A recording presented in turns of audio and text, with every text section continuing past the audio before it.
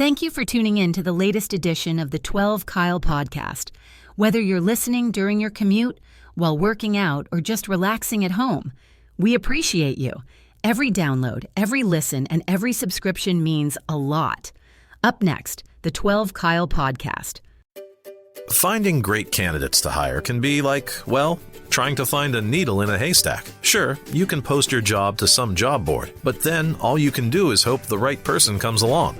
Which is why you should try ZipRecruiter for free at ZipRecruiter.com/zip. ZipRecruiter doesn't depend on candidates finding you. It finds them for you. Its powerful technology identifies people with the right experience and actively invites them to apply to your job. You get qualified candidates fast. So while other companies might deliver a lot of hay, ZipRecruiter finds you what you're looking for. The needle in the haystack. See why 4 out of 5 employers who post a job on ZipRecruiter get a quality candidate within the first day. ZipRecruiter, the smartest way to hire. And right now, you can try ZipRecruiter for free. That's right, free at ZipRecruiter.com/zip. That's ZipRecruiter.com/zip. ZipRecruiter.com/zip. Ladies and gentlemen, thank you for listening. Thank you for downloading. And thank you for subscribing to the latest edition of the 12 Kyle podcast. I am your boy, 12 Kyle. I want to thank you all for tuning in as you do each and every week. Man, check this out. On this episode, what I want to talk about is my childhood. More specifically, I subscribe to the theory that there probably are some things that you guys did as kids that, if I'm being honest, I just didn't do. And I really don't have a rhyme or reason for it. In fact, I probably should ask my parents as to why I didn't do these things.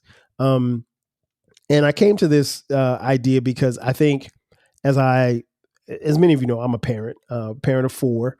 Our kids at the time of this recording, our oldest son, Dion, is 26. Our middle son, Cameron, is 23. Our baby son, which is crazy to say, is 18, Brandon. And our daughter, she's the only daughter. Her name is Skylar. She is 13, about to be 14. But I was thinking earlier about just some of the things that they've been able to accomplish and some of the things that they've done as kids. And then some of the things that they've done, I'm like, you know what? I didn't do that, or I didn't get the opportunity to do that. And then it wasn't because for any particular thing, but it just got me to thinking about this particular thing. So I wanted to come on the podcast and talk about it. I'm not mad. I'm not mad or anything. In fact, if there's anybody for me to be mad at, it would be my parents. But I'm not mad at my parents. But I just wanted to come on and talk about a few things that I never got a chance to do as a kid. And these are in no particular order. Now, here's the thing. Number one, I never played an instrument. I know that may come as a shock to some of you, particularly because most of you who know me know how much I love music, but I never got a chance to play an instrument. And there's a very bad reason as to why I never got a chance to play an instrument. Here's the thing. Back in the day when I think I was in the 5th grade, there were 2 instruments that I wanted to play. I wanted to play, at first and foremost, was the drums. I wanted to play the drums. I knew I'd be a great drummer because I was always a fan of music. As many of you know, I grew up in a music household. We listened to music. We had records. My parents had a bunch of records. I subsequently had a bunch of records growing up. So did my younger brother. And so we were in a music household where music was constantly being played. And I had, family members who played instruments. My uncle played guitar. Everybody in my family sang. And so, it was kind of like, to me, it would have been second nature. My big cousin Mike played saxophone. And so I thought that playing the drums would be dope. And so I remember by the time I got to maybe 5th or 6th, it might have been 6th grade. Because I think that's right around the time that you start, getting interest as far as playing an instrument. And so they sent the little sheet home and they told us how much it would cost for each instrument or whatever, because I guess you had to rent the instruments or what have you. But I didn't care because I was like, I'm going to play an instrument. More specifically, I'm going to play the drums. And so I brought the paper home and I told my mom, I said, hey, Mom, I want to play the drums. And my mom was like, no, you're not playing the drums. And I was like, well, why can't I play the drums? And she was like, well, drums are too noisy. You're not going to be making all that noise in this house. Okay, so I was very disappointed that she said that I couldn't play the drums. And so it hurt. I didn't cry, but it hurt because, again, I wanted to play the drums. And then so the second instrument that I got a chance to play was the saxophone. I wanted to play the saxophone. And so I took the paper back and, I had my mom sign it or what have you. And I took it back to school the next day. And so I guess there were other kids that had signed up to play the saxophone. And so what the band teacher said was, hey, I know you said that you wanted to play the saxophone, but we've already got enough people playing the saxophone. I want you to play the trumpet. And I was like, I'm not playing the trumpet. The trumpet ain't dope. Like, the sax was dope. And like I said, my big cousin Mike was playing the sax, and he had a soprano sax, which was really, really cool. I never forget, a soprano sax cost $1,000, which was crazy because anybody paying $1,000 for an instrument was wild to me. But, this was what, the mid 80s? This was like 87, 88, somewhere around there. So anyway, long story short, I was not allowed to play the drums. And when, I asked the band teacher, he said, well, hey, we've got enough people playing the saxophone. I want you to play the trumpet. I had no interest in playing the trumpet. There was nothing cool about playing the trumpet. Branford Marsalis hadn't come out yet. I wasn't like a fan of Miles Davis or anything. There was nothing cool about playing the trumpet. Like, if you wanted to be cool, you were going to play the drums. And so it was drums or bust. I settled for the saxophone, but I wasn't trying to play, anything other than the drums or the saxophone. And so subsequently, I never played an instrument. For as much as I love music, for as much as I'm a fan of music, for as much as I'm a music guy, never played the drums. And what became even more interesting just a few years later, I think my brother Damon, who's 3 years younger than me, gets to middle school, right? And for whatever reason, they send a little paper home. They ask, what instruments do they want to play? And he says he wants to play the drums. He asked my mom, can he play the drums? And she said yes. So that I have to take that up with my mom, because she let Damon play the drums and I couldn't play the drums. And I don't know. He never had a set of drums at the house, but he had, I guess, what they call drum pads. So he'd be tapping on the drum pads. So they didn't make much noise or anything. But my thing was, I could have played on the drum pads too. I didn't have to have a drum set like I was Questlove. But yeah, I was a little disappointed by that. And my mom, I don't think she's ever given me a real legit reason as to why she let him play and not me. So I'm gonna call my mom when this episode is done.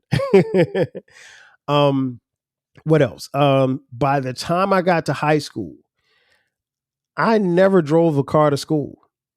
I know, like, for some kids, that's not a big deal. But for me in the South, that is big shit. Like, you got to be able to drive your car. I mean, like, there's nothing cooler than driving your car to school. And, I didn't get a car. I mean, I had access to a car in high school, but my mom wasn't letting me drive her car to school. And I literally lived, I don't know, it took me maybe 4 minutes to get to my high school, Wilson High School in Florence, South Carolina. Shout out to the Tigers.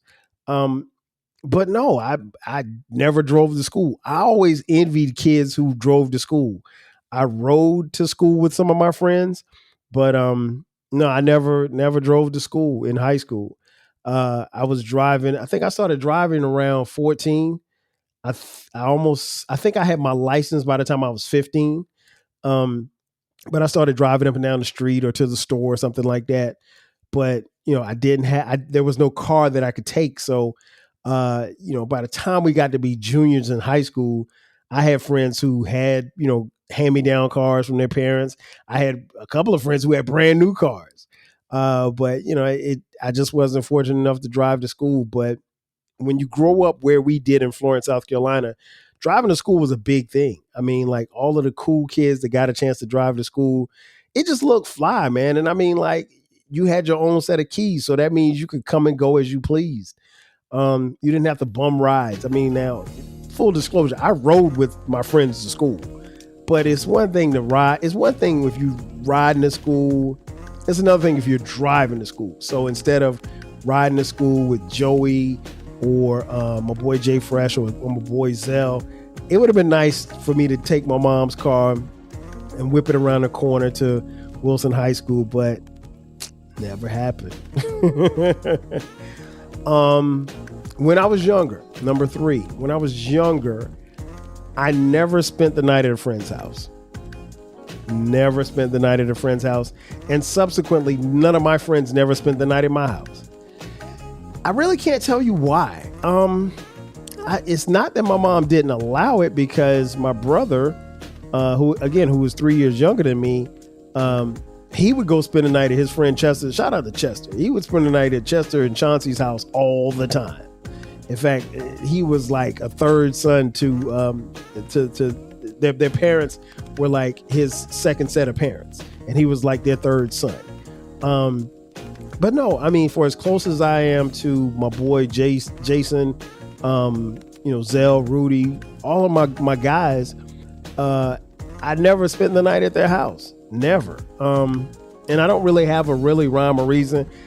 And then obviously when you get to being like, I don't know, that was more something for, I guess, when we were younger. So by the time you get to high school, I don't know about you, but I mean, by the time I was in high school, I wasn't spending the night at somebody's house. Not no other dude. No, I just wasn't. To me, that seemed corny. I don't know. Y'all tell me, when you were in high school, did you spend the night at your friend's house? Because I didn't. By the time I got to high school, the idea was gone. I mean, I could have done it in middle school.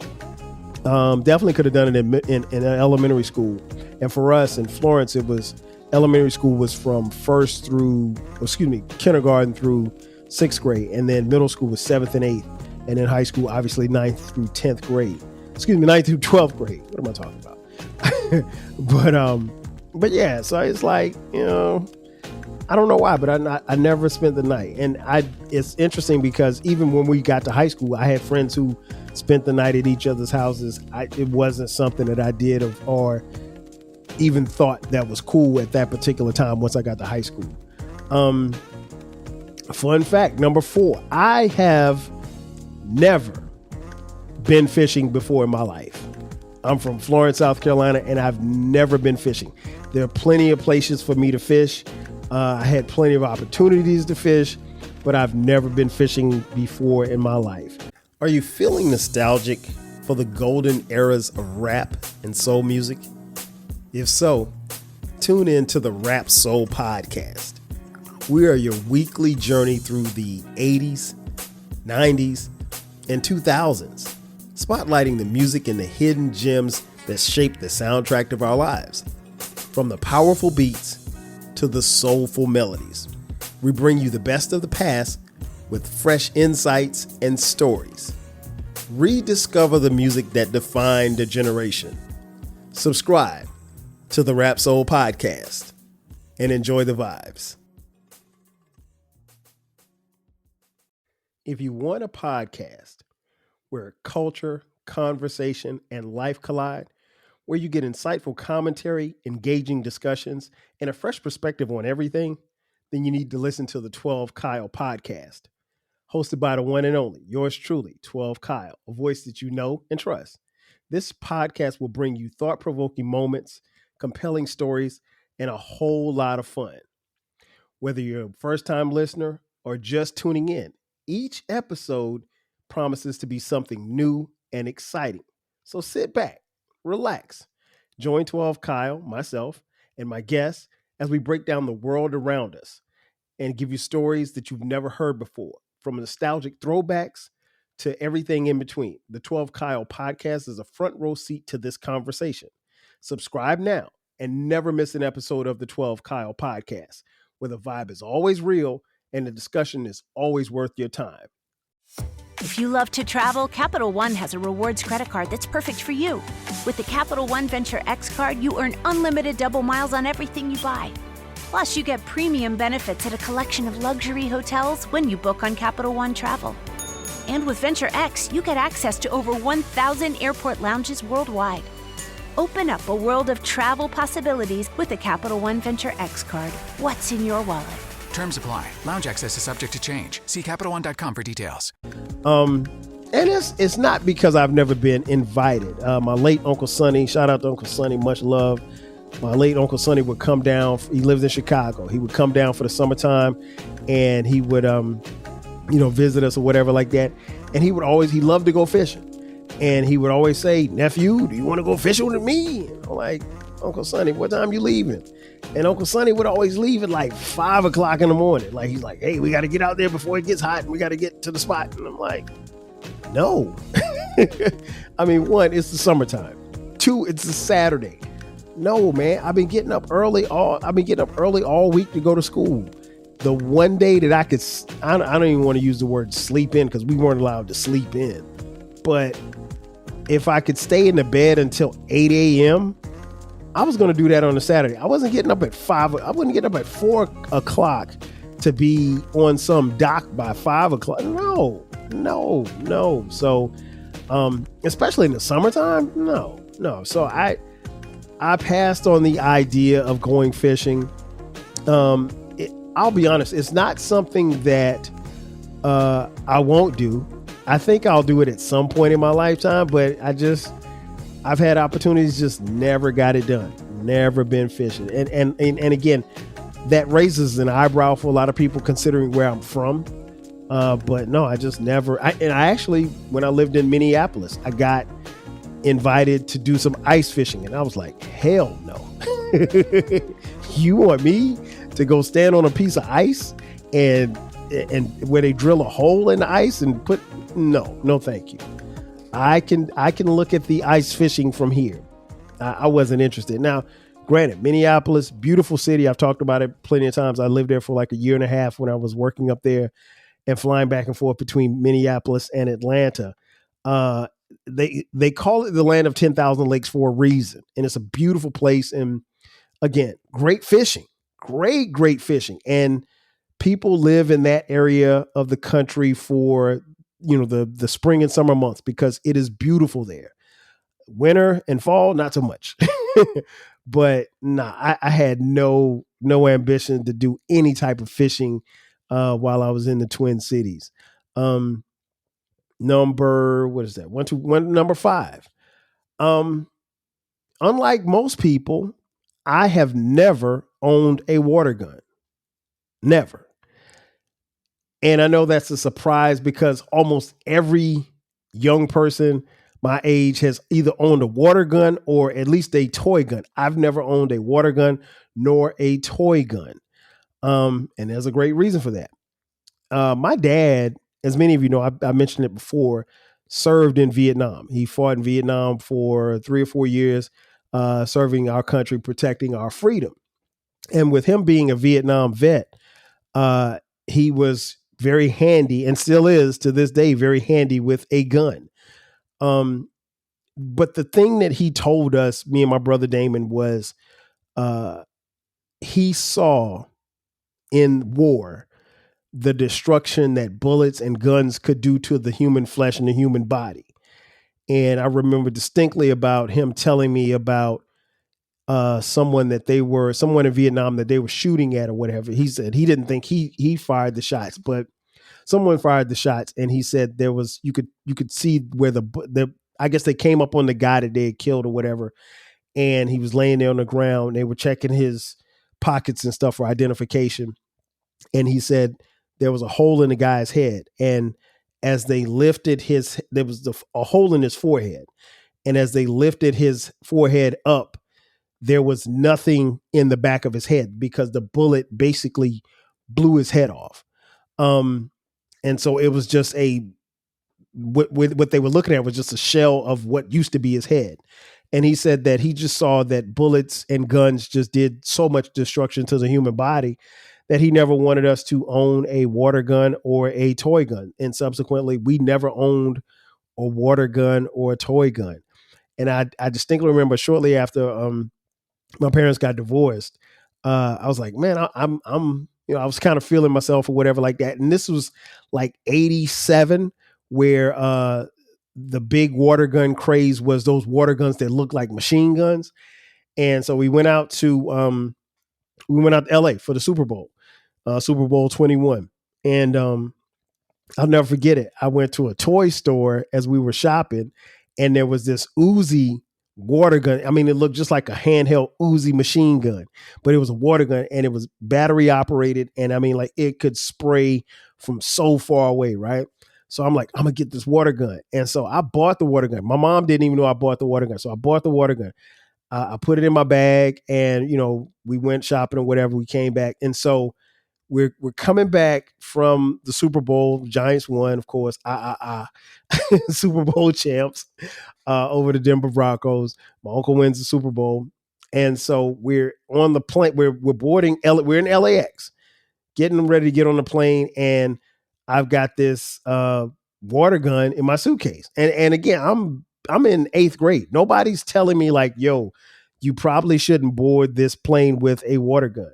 So as it's going through the little scanner thing or whatever, it gets flagged, obviously.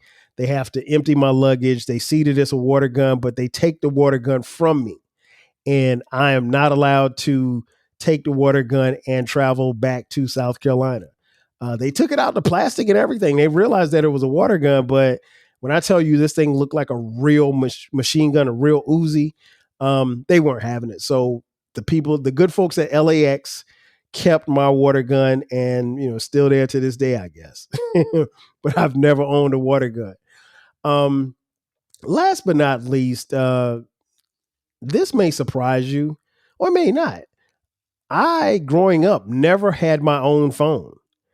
In fact, I had to share a phone as I was a teenager with my brother, who again is 3 years younger than me, and my cousin Eric, who is 9 months younger than me. Eric and I were in the same grade. So I never had my own phone. And I always thought it was dope when my friends had their own phone or own phone line. We didn't even have that. Now we were, I'm not going to say, I guess the best way I can describe it, we were blessed to have 2 separate lines in our house. And as I'm talking about phone, folks, I'm talking about landlines. I'm not talking about cell phones, because there were no cell phones in the 80s and 90s. So I graduated high school from Wilson High School in 1991. So 1991, there is no cell phone, right? And so anytime I wanted to use the phone, we had 2 different lines in our house. We had a public line and a private line. The public line was my aunt's phone. And so I had to, like, let's say I wanted to talk to a honey. I would have to, call her at like 7:00, and I might get 30 minutes to Mac. And then after that, maybe my brother has to use the phone. So he may come in the room and say, hey man, how long you gonna be on the phone? I need to call whoop-de-whoop.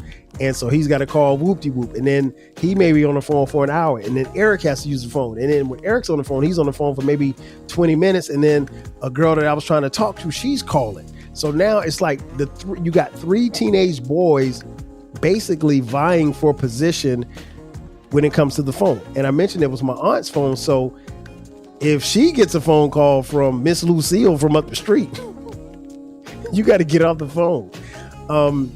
But yeah, I always thought it was dope, man. I dated a few girls who had their own lines.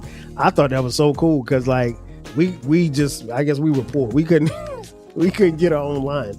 What we ended up doing was kind of splitting between the public line and the private line. So we started giving out the private line because at least that way we could, we could have a little bit more freedom or what have you. But it was tough, man. My kids will never know the struggle, obviously, because everybody's got cell phones. So, it's not the same. But I mean, the pre-internet days of not having a phone in your room, man, it was tough, man. And think about it like this, and I talked about this on the phone episode, and it's worth repeating. In the phone episode, I mentioned the fact that, like, if you had a phone in your house, wherever that phone was, particularly if the phone wasn't in your room. So if you don't have your own phone, you have to take that call wherever that phone is. So again, the phone was in my aunt's room, and then she eventually got a cordless phone. But before she got the cordless phone, like, I literally would have to take the phone call in her room. I couldn't leave her room to take the phone call. which was annoying because you can't really Mac, when your aunt's sitting right there in the room. But the cordless phone was a big help because you can move around. You can go outside. Sometimes I go sit in the driveway. Sometimes I go sit by our pool and Mac like that. But yeah, but not having my own phone was, I thought that was terrible. And if I could go back in time, I would have purchased my own phone. Now, getting my own line would have been something totally different because landlines weren't cheap at all back in the day. But yeah, those are, just a few things that I never did as a kid. If you got any, definitely let me know. Hit me up and let me know. I'd love to hear them. Ladies and gentlemen, that's going to do it for me. Thanks again for checking out this edition of the 12 Kyle Podcast. Be sure to subscribe to the podcast. We drop new episodes every Thursday and every Sunday. Also, don't forget about our new baby. It's called the Rap Soul Podcast. It is the intersection where we have discussions about music, more specifically rap, soul, hip hop, and R&B music from the 80s, the 90s, and the 2000s. It's the best music podcast that you've never heard. Be sure to check it out. We drop new episodes every Monday and every Friday. You can listen to the Rap Soul Podcast wherever you're listening to this podcast or watch it on YouTube. If you're interested in merch, we have merch. Go to the description box, click the merch link, and you can get 12 Kyle Podcast t-shirts, hoodies, as well as coffee mugs. We got it for the low. Also, if you'd like to contribute to the podcast financially, hit us up on Cash App, $TWELVEKYLE. Again, ladies and gentlemen, that's going to do it for me. Thanks again for checking out this edition of the 12 Kyle Podcast. I am your boy, 12 Kyle. I'll catch you guys next time. 5,000. Cheers. Thanks again for listening to this episode of the 12 Kyle Podcast. If you enjoyed this episode, make sure that you hit the subscribe button and share this podcast with a friend who needs the 12 Kyle Podcast in their life. Every listen, every download, and every share helps us grow. Thanks for being a part of the 12 Kyle Podcast community. We appreciate your support. We will catch you next time. 5,000.